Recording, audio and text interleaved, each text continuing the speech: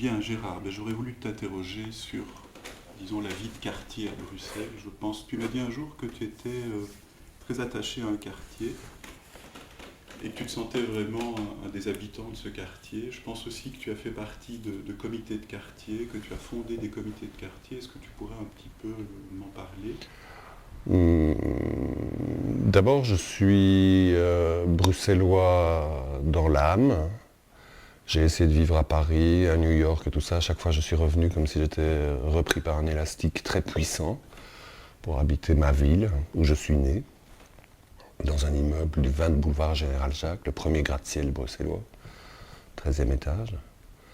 Et donc c'est plus la ville elle-même, tout Bruxelles, qui m'intéresse que les comités de quartier, ce qui fait la raison pour laquelle j'ai beaucoup travaillé dans des comités de quartier, que j'en ai créé, c'est que pendant les années 60, 70, 80, Bruxelles était vraiment soumise à des opérations immobilières scandaleuses. Par exemple, dans les années 70 et 80, ce sont les capitaux suédois qui ne trouvaient plus des placements assez intéressants en Suède même, qui sont venus investir Bruxelles. Donc ce sont des gens qui ne connaissaient absolument pas Bruxelles, qui ont acheté des terrains, construit des immeubles, simplement pour le profit, pour faire du bénéfice, et sans se préoccuper du tout des habitants, de ce que c'est qu'un quartier. C'est clair que comme ici dans le quartier du Berlaymont, quand on construit autant de bâtiments de bureaux, le quartier est complètement désert le soir et ça pèse sur les habitants. Les habitants n'osent plus sortir, pas parce qu'ils ont peur, mais simplement parce que le quartier est sinistre.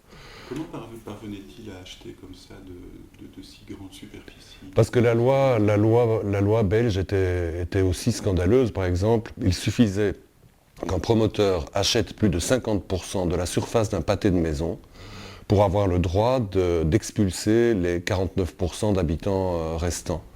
Ça se Donc, calculait en fonction de pâté de maison? oui, c'est ça, dans la surface d'un pâté d'immeuble, quoi, un bloc d'immeuble.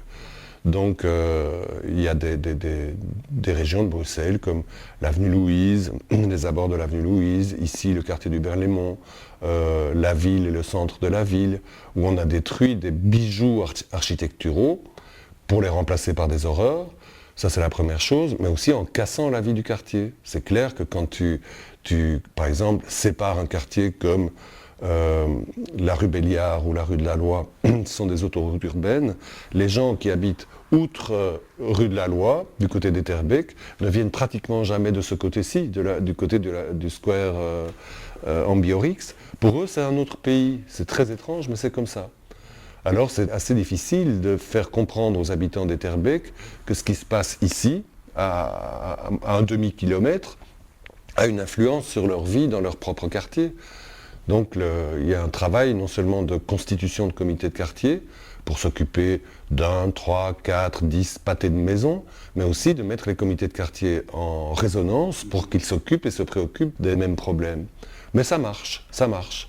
Très étrangement, même si les gens d'ici, du Square Ambiorix, ne connaissent absolument pas Etterbeek, c'est pas leur problème. Quand on les met ensemble, ils disent « Ah oui, c'est vrai, le problème nous concerne ». Par exemple, ce petit parc qu'on appelle le parc anonyme parce qu'il n'a pas encore de nom, la ville de Bruxelles n'a pas encore baptisé, eh bien ça intéresse aussi bien les gens du Square Ambiorix que les gens d'Etterbeek, parce que ça se trouve chaussée d'Etterbeek, qui est un lien entre Etterbeek et ce côté-ci de la ville, Saint-Josse par exemple. Voilà. C'est le parc qui a été créé par le comité de quartier, c'est ça? Ce qui a été obtenu par le comité, c'est pas lui qui l'a créé. On a essayé en 1971 de créer un parc de manière sauvage à Ixelles, le long du chemin de fer qui fait le lien entre la gare d'Etterbeek et la gare du quartier Léopold. Il y avait un terrain vague. Et dans le quartier, c'est un quartier très populaire, avec beaucoup de gens à revenus très modestes, qui n'avaient pas de jardin, des apparts plutôt petits. Et les enfants jouaient dans ce terrain vague, souvent. Donc on a décidé, pour marquer le coup, d'aménager nous-mêmes le parc. Ça n'a pas marché, parce que la commune a quand même construit des habitations sociales, heureusement. Ah oui, c'est ça, en fait, il y a une sorte de lien aussi qui s'établit entre les comités de quartier et alors le pouvoir communal. Donc il y a un dialogue supplémentaire qui doit s'établir pour que le comité de quartier Tout à fait, puisse créer des tout à choses. fait. Je dois dire que le dialogue est pratiquement permanent. On finit par connaître, par exemple, le chef des travaux d'une commune, Donc il y a un responsable qui s'occupe de tous les travaux communaux, et on finit par se connaître au point qu'on s'appelle par nos prénoms, on se dit bonjour quand on se croise dans la rue, qu'est-ce que tu as comme problème, et voilà. Mais la lutte est très inégale. Par exemple, dans une des rues que j'ai habitées, il y avait 2 immeubles du ministère des Finances qui a déménagé, et les immeubles ont été rachetés l'un par un groupe suédois et l'autre par la Commission européenne. Et ils ont été déshabillés de leur amiante en plein jour, sans aucune protection. Donc les ouvriers polonais qu'on avait fait venir de Pologne, qui travaillaient au noir, maniaient l'amiante avec des pelles, sans masque, sans protection aucune, et tout le quartier était recouvert d'une poussière blanche. Alors nous, le comité de quartier de cet endroit-là, on a fait venir plusieurs fois les flics pour constater d'abord qu'il y avait infraction sur le travail, sur la protection du travail, sur la pollution. En plus, ces 2 immeubles se trouvaient à un demi-kilomètre du Berlaymont qui était couvert par une bâche à la Christo pour empêcher l'amiante, le moindre milligramme d'amiante de sortir. Mais à un demi-kilomètre de là, on jetait l'amiante partout. Donc, bon, on a été trouvé de Wolf, le bourgmestre, qui a dit « Ah, moi, c'est pas mon affaire », c'est pas vrai du tout, c'était son affaire. Il est le chef de la police, c'est lui. Mais bon, on se heurte parfois à une mauvaise foi épouvantable. C'est vraiment des questions de gros sous. Hein. Oui. Ce qui est assez étonnant à t'entendre, c'est qu'on a l'impression qu'à Bruxelles, il y a des strates, je dirais pas de pouvoir, mais d'organisation. Il y a beaucoup de gens qui prennent des responsabilités à des niveaux très différents. Tout à fait. Comme les comités de quartier. Tout à fait. Et dans l'article que tu as écrit dans Atlas sur Bruxelles, on sent, enfin, tu parles un petit peu de cet esprit des Bruxellois qui sont des gens frondeurs, des gens qui aiment bien l'indépendance. Et donc ça a l'air de se marquer vraiment encore aujourd'hui dans la vie d'un quartier, dans la vie de la ville.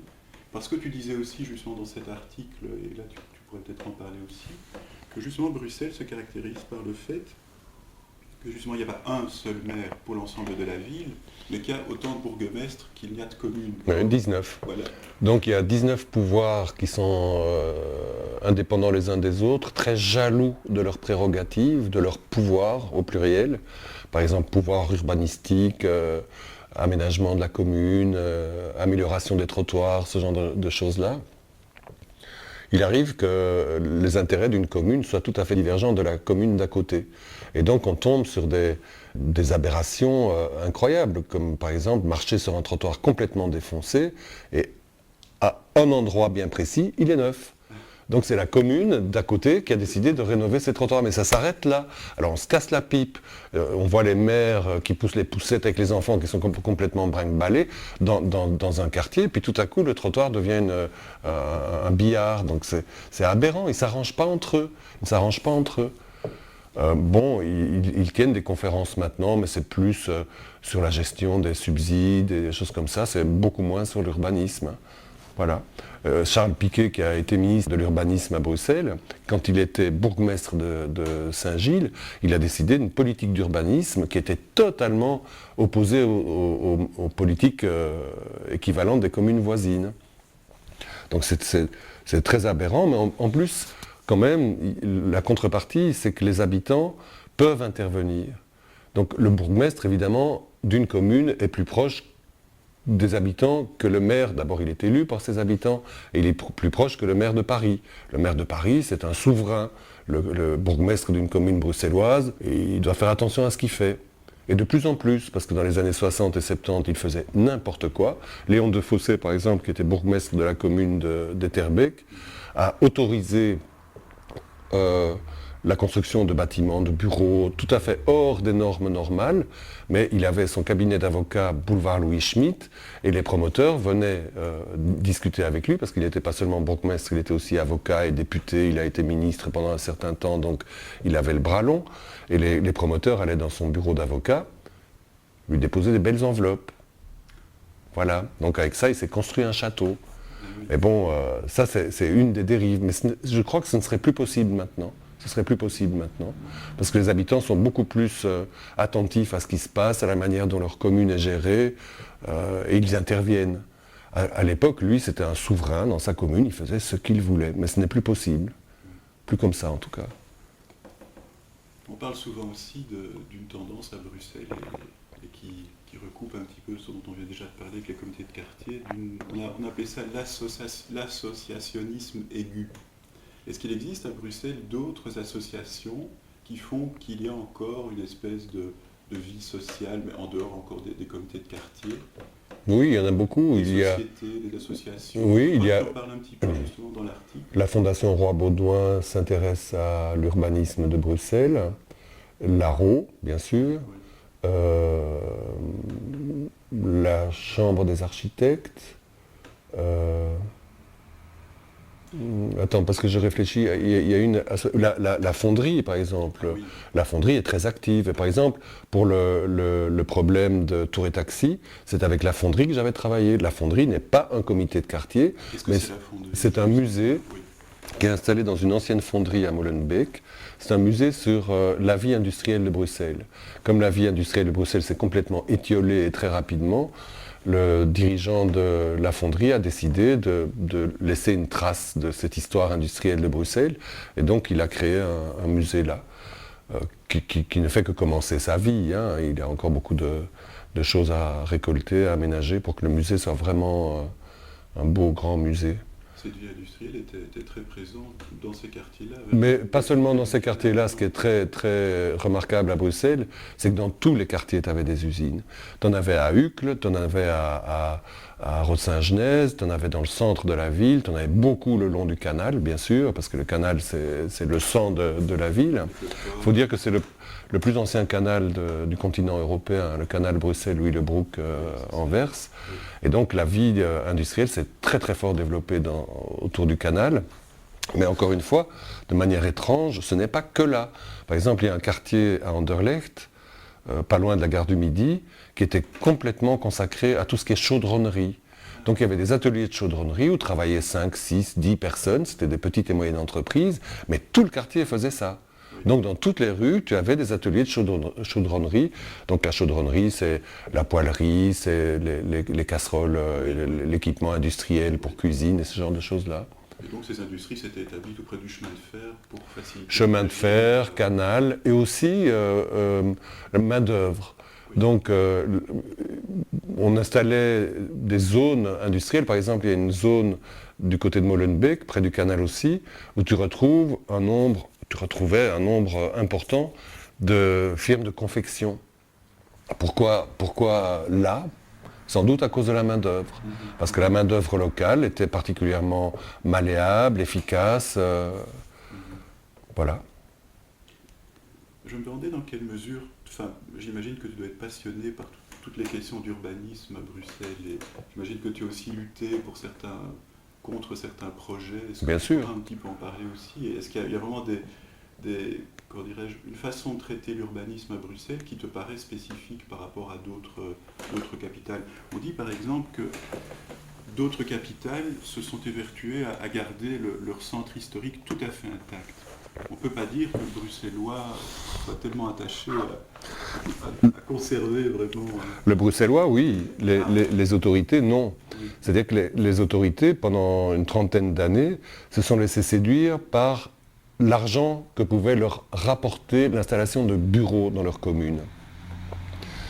Donc, comme la ville se désindustrialisait, les communes ne pouvaient plus percevoir l'impôt sur des usines ou sur des petites et moyennes entreprises, et elles se sont tournées vers les bureaux.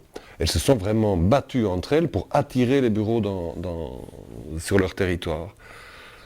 Et donc, c'est ce que je te disais, par exemple, l'exemple des Sentiers de l'Europe aurait défiguré ce quartier, on l'a rejeté. Ce sont les comités de quartier qui ont attiré l'attention des gens.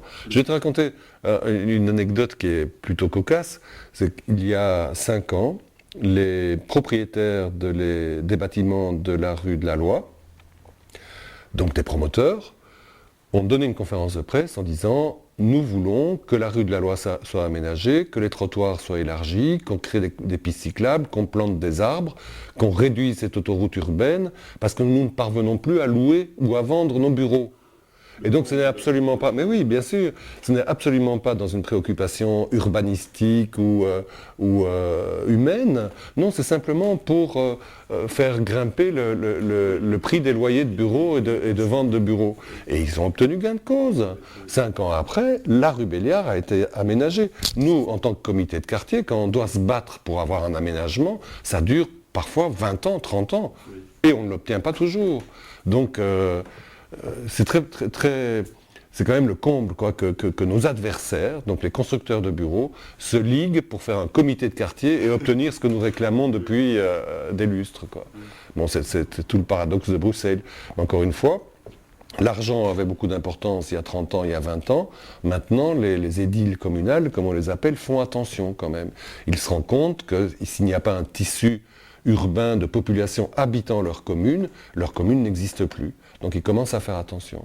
Alors tu parles de commune, mais moi je pensais aussi au centre-ville, à Bruxelles-Ville en tant que tel, à ce qu'on Qui est appelle une le commune, hein. Pentagone, qui est une commune. Qui est une commune. Une commune comme une autre, Oui. la commune d'origine, disons. On a dit que finalement ce Pentagone s'était vidé de sa population. Est-ce que c'est le cas? Qui vit encore finalement dans Bruxelles-Centre, qui a été en effet aussi colonisé par les bureaux et Ouais. par les commerces de... Bruxelles comptait il y a une vingtaine d'années, un peu plus de 20 ans, 30 ans, 1 100 000 habitants. Aujourd'hui, c'est moins d'1 million.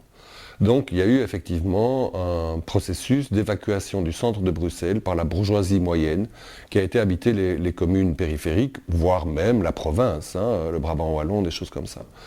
Et donc, Bruxelles s'est vidée de cette population-là, mais ne s'est pas vidée du tout, parce que cette population-là a été remplacée par une population essentiellement allochtone, donc les Marocains, des Espagnols, des Turcs.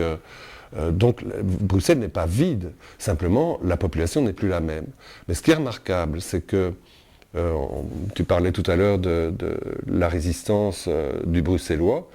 Il y a une culture de résistance très gouailleuse à Bruxelles, parce que Bruxelles a été une ville occupée pendant des siècles par les Espagnols, les Autrichiens, les Français, les Hollandais, et que pas seulement le Bruxellois, tous les Belges, surtout en Flandre et à Bruxelles, beaucoup moins en Wallonie, opposaient à l'occupant. Et comme ils ne pouvaient pas s'opposer avec les armes, c'est arrivé mais rarement, ils s'opposaient par la gouaille, c'est Taylor Eulenspiegel. Et cet esprit-là est resté, c'est-à-dire que les Marocains qui habitent à Molenbeek ou dans le centre de la ville de Bruxelles continuent à être gouailleurs et fauteurs de troubles contre les autorités communales, comme les Belges l'étaient. Et ça, c'est tout à fait remarquable. Les comités de quartier que j'ai créés, j'en ai créé un à Saint-Gilles par exemple, j'avais beaucoup plus d'allochtones, de Marocains, d'Espagnols, de Grecs que de Belges. Mais les intérêts de tout le monde étaient les mêmes. Et ça, c'est tout à fait remarquable, c'est qu'il y a une continuité dans la résistance, quelle que soit l'origine des habitants. En plus, s'ils le font, c'est qu'ils s'attachent à Bruxelles. Bruxelles a une qualité extraordinaire, c'est que c'est une ville de province qui est une capitale. Il y a plus de théâtres à Bruxelles par tête d'habitant qu'à Paris. Donc c'est vraiment une ville très riche culturellement, mais qui est humaine. On s'y déplace sans être stressé comme à Paris. Moi, je ne suis pas le seul, mais quand j'arrive à Paris, au bout d'une heure, je suis complètement disjoncté. Parce que tout le monde court dans tous les sens, que les gens sont d'une violence extrême, alors qu'à Bruxelles, c'est l'inverse. C'est vraiment la ville de province et une ville intéressante. Et c'est pour ça que les Bruxellois sont attachés à leur ville. C'est une ville extraordinaire. En plus, les loyers et le prix du terrain, etc., sont incomparablement meilleur marché que dans les autres villes européennes. Donc ça intéresse, c'est pas par hasard que des Marocains s'installent dans le centre de Bruxelles et y achètent des maisons. C'est impossible à Paris. Voilà. On remarque pourtant dans le centre-ville, il y a à la fois cette population pauvre, défavorisée, mais il y a aussi toute une population qui se trouve tout près du Sablon, par exemple, et qui a tendance à coloniser de plus en plus le quartier un peu plus pauvre, qui est le quartier des Marocains. Tout à fait. En reprenant d'ailleurs, si j'ai bien compris, il y a rue Haute et rue Blas, toute une série de commerces de textiles, et là c'est une, je crois, une tradition très ancienne, les commerces de textiles à cet endroit-là. Là, à première vue, on dirait que c'est un cas parmi tant d'autres, mais il y a en effet des évolutions de population dans Bruxelles, et dans le centre-ville en particulier à cet endroit-là.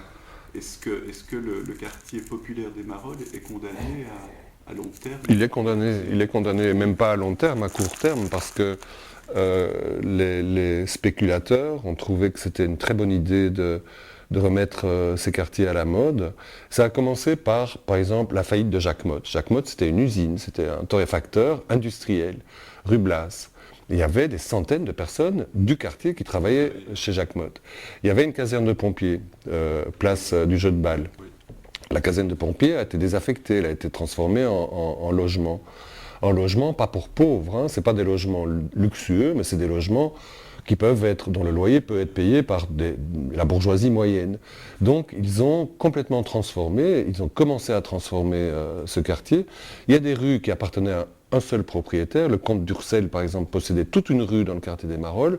Et un jour, il a décidé de chasser tous les habitants de ces maisons et de rénover ces maisons, voire de les détruire pour les remplacer par des maisons neuves. Donc ça a profondément changé le tissu urbain, la population du quartier. En plus, c'était 2 rues, Blas et Haute, qui étaient bourrées d'impasses, de cours, comme on les appelle à Bruxelles, donc des logements pour ouvriers, qui s'entassaient au XIXe siècle, ils s'entassaient par famille entière dans une seule pièce de ces maisons, qui n'avaient pas de jardin, qui étaient sur une cour, il y avait un point d'eau, les toilettes étaient à l'extérieur, tout ça a été balayé. Donc il reste presque plus d'impasses, presque plus de cours, ça a été remplacé par des logements plus ou moins de luxe, et puis l'expansion commerçante du Sablon, c'est ça qui se passe. C'est que le Sablon, qui était un quartier neutre à Bruxelles il y a 50 ans, est devenu un quartier de magasins d'antiquités de luxe, et donc ça s'est étendu, il y a des restaurants de luxe qui sont installés, et puis ils ont cherché à aller plus loin. La rue Blas maintenant est bourrée de restaurants, soit de luxe, soit en tout cas que les gens du quartier ne peuvent pas se payer. Ça c'est clair.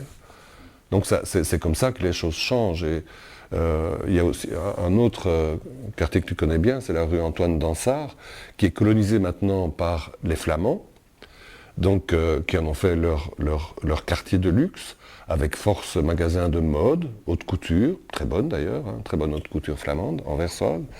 Et ça change aussi complètement le visage d'un quartier.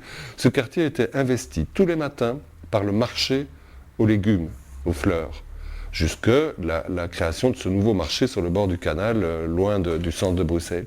Et c'est clair que ce quartier était bourré de dépôts, de légumes, de fruits. C'était une autre vie, une autre atmosphère que celle d'aujourd'hui. Aujourd'hui, le quartier est complètement bouleversé. Il y avait des commerces de poissons. Ils ont aussi déménagé. Il y en a encore quelques-uns, mais ils ont déménagé. Donc, ce qui a changé très fort, c'est que les gens qui travaillaient dans ces petites et moyennes entreprises de légumes, fruits, poissons, ben, ils ne sont plus là, ils n'ont plus de boulot. Donc ils travaillent dans des zonings à l'extérieur de Bruxelles quand ils ont du travail. Et comme ils travaillent dans des zonings à l'extérieur de Bruxelles, ben, ils déménagent à l'extérieur de Bruxelles. Mais les trous sont comblés, encore une fois, par les populations allochtones qui n'ont pas assez de sous pour se payer des loyers très élevés et qui habitent des taudis dans le centre de Bruxelles.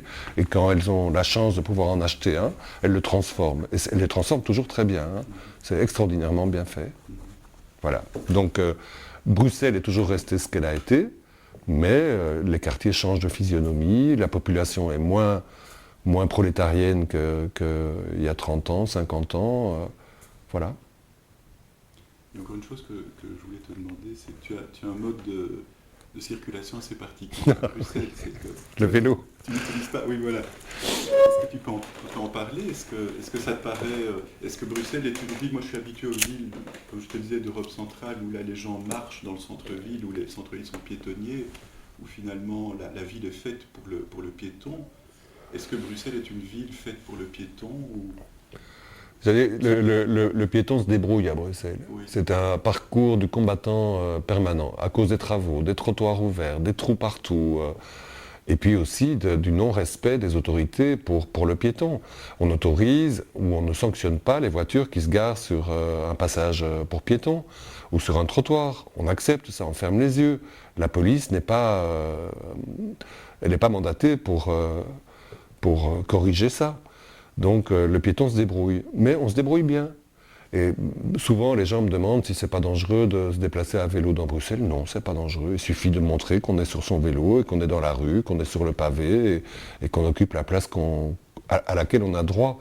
Et j'ai rarement des problèmes avec les automobilistes, rarement. Il ne faut pas être provocateur non plus. Hein. Souvent les taxis ou les automobilistes râlent parce que les cyclistes ne respectent pas les feux. Moi, je respecte les feux, simplement pour ne pas les mettre de mauvaise humeur. Un jour, je suivais une cycliste, c'était une étrangère, c'était une anglaise, et elle a brûlé tous les feux devant moi. Finalement, je l'ai rattrapée, je lui ai dit, écoutez, si les automobilistes sont agressifs avec vous, ne vous en étonnez pas, parce que vous traversez de manière dangereuse un carrefour quand c'est rouge pour vous. Donc, vous les fâchez. Et vous les fâchez contre tous les cyclistes, alors que vous êtes une des rares à vous conduire comme ça. Mais il n'y a pas de problème, il n'y a pas de problème. Je crois que Bruxelles pourrait devenir rapidement une ville comme Gand ou Bruges, où la moitié de la population se déplace à vélo, et ça ne poserait pas de problème. Il y avait eu un projet tout un temps, on avait parlé de rendre piétonnier la rue qui longe la Grand Place. Je pense qu'il y a eu des espèces de levées de boucliers de la part des commerçants, parce qu'ils considéraient que les gens ne viendraient plus s'ils n'avaient pas accès à leur commerce par leur voiture. Ouais. Mais là, c'est vrai, c'est tout à fait vrai, ce sont les commerçants qui s'y ont opposés de manière ridicule, parce que dans toutes les villes où on a créé des piétonniers, à commencer par les villes italiennes qui sont les premières, Parme par exemple est piétonnier depuis un demi-siècle, le centre en tout cas, on a remarqué que les commerces se portent beaucoup mieux, parce que les gens déambulent dans la rue, c'est comme la rue Neuve qui est piétonnière maintenant, la rue Neuve ne désemplit pas parce que les gens sont bien, il n'y a pas de bagnole, ils peuvent chiner, lécher des vitrines, sans se préoccuper du mouflet qui va se faire écraser par une voiture et tout. Donc c'est le même phénomène dans toutes les villes où il y a des piétonniers, tout le monde le sait, il n'y a que les commerçants bruxellois qui sont assez cons pour s'y opposer. Et ça, les autorités bruxelloises sont assez connes pour des raisons électorales. En plus, les commerçants en général de la rue Neuve, par exemple, n'habitent pas Bruxelles. Ils habitent la province, ils habitent le Brabant wallon, donc ils n'élisent pas le bourgmestre. Mais le bourgmestre a peur. Va-t-on savoir pourquoi. Je connais Simon, l'échevin de l'urbanisme à Bruxelles. Plusieurs fois, je me suis dans des comités de concertation où ils sont obligés de faire venir les habitants pour que les habitants donnent leur avis sur un projet immobilier et ils n'en tiennent pas compte. C'est incroyable. Donc on a une réunion, 80% des présents disent on s'oppose au projet. Simon s'en va avec les promoteurs pendant un quart d'heure, une demi-heure dans un bureau, une salle de réunion et puis il revient en disant le projet est accepté. Ben, pourquoi ? Qu'est-ce qui leur fait peur? Je crois qu'ils n'ont pas de couilles, quoi, vraiment. Ceci dit, ils commencent à avoir de plus en plus peur des habitants, donc des réactions des habitants. C'est cette pression des comités de quartier qui a été très importante. Et en plus, les comités de quartier n'ont pas disparu. Même dans une commune où il n'y a plus trop de problèmes, les comités de quartier subsistent. Ah oui. Ah oui, tout à fait, tout à fait. Avec une idée de la vie en ville, du bien vivre. C'est ça, c'est ça. Dans les communes où il n'y a pas trop de problèmes, immobiliers par exemple, les gens continuent à se réunir en comité de quartier pour demander des améliorations. Ah oui. Donc l'élargissement d'un trottoir, la réfection d'un trottoir, l'installation d'un feu rouge, enfin feu de signalisation, des choses comme ça. Donc la vie des comités de quartier subsiste, elle est toujours là, quoi. Même s'ils n'ont pas toujours le même objectif, parce que les choses changent. À Saint-Josse, quand nous avions comme bourgmestre l'espèce de fou allumé, là, comment il s'appelait ça va me revenir, hein, mais bon. Guy Cudel. Bon, Cudel, c'est la place Rogier. Hein, ah oui, c'est Saint-Josse, ça. Cudel, c'est la désertification du quartier nord. C'est lui qui a autorisé au promoteur de Pau, Charlie de Pau, de faire un projet mégalomaniaque, mais bon, c'était un quartier très populaire, il y avait plein d'impasses, il y avait plein de cours dans ce quartier, il y avait aussi beaucoup de bordel, mais bon, c'était un quartier qui vivait, du jour au lendemain, fini. Eh bien, le successeur de Cudel n'oserait plus jamais faire ça, plus jamais. Bon, le quartier là est perdu, on va construire des tours jusqu'à ce qu'ils soient saturés de tours, mais ils ne recommenceront plus le même type d'opération ailleurs, ils n'oseront pas. Par exemple, la rue d'Arscott, qui est un chancre le long de la gare du Nord, qui est un boulevard de bordel, ils la gardent parce qu'ils n'osent pas y toucher. Ils n'osent pas y toucher, pas par respect pour les souteneurs et les péripatéticiennes, pardon, mais simplement parce que s'ils y touchent, c'est l'âme du quartier qui meurt. Ils ne veulent plus, ils ne peuvent plus. C'est très intéressant.